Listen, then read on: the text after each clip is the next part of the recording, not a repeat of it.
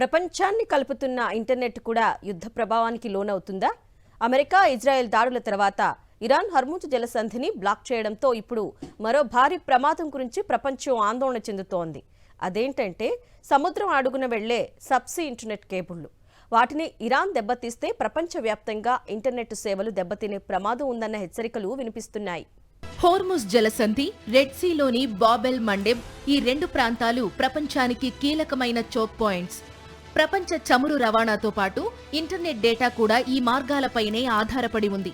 సముద్రం అడుగున వేల కిలోమీటర్ల పొడవున విస్తరించిన ఫైబర్ ఆప్టిక్ కేబుళ్లు ప్రపంచ ఇంటర్నెట్కు ప్రధాన ఆధారం. వీటి ద్వారానే వీడియో కాల్స్, బ్యాంకింగ్, స్టాక్ మార్కెట్లు, ఏఐ సేవలు నడుస్తున్నాయి.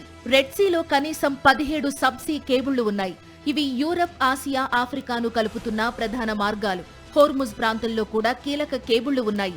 AAE-1, Falcon, Gulf bridge, Tata TGN వంటి నెట్వర్క్లు భారత్ సహా అనేక దేశాలకు ఇంటర్నెట్ సేవలందిస్తున్నాయి. అయితే ఇరాన్ మధ్యధరా సముద్రంలో మైన్స్ వేయడంతో పాటు హౌతీ దాడులతో రెడ్ సీ కూడా ప్రమాదకరంగా మారింది.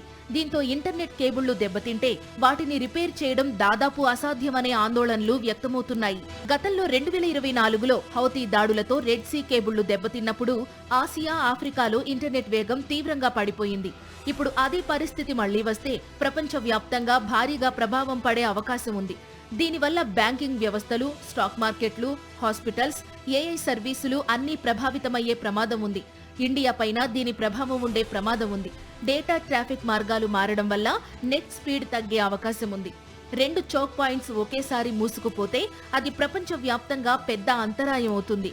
పైగా కేబుల్ రిపేర్ షిప్స్ యుద్ధ ప్రాంతాల్లో పనిచేయవు. ఇప్పటికైతే కేబుళ్లు సురక్షితంగానే ఉన్నప్పటికీ యుద్ధ పరిస్థితులు కొనసాగుతున్న నేపథ్యంలో ప్రపంచ ఇంటర్నెట్కు పెద్ద ముప్పు ఏర్పడే సూచనలు కనిపిస్తున్నాయి. ఇరాన్ తదుపరి అడుగు ఏంటని ప్రపంచమంతా ఆతృతగా గమనిస్తోంది.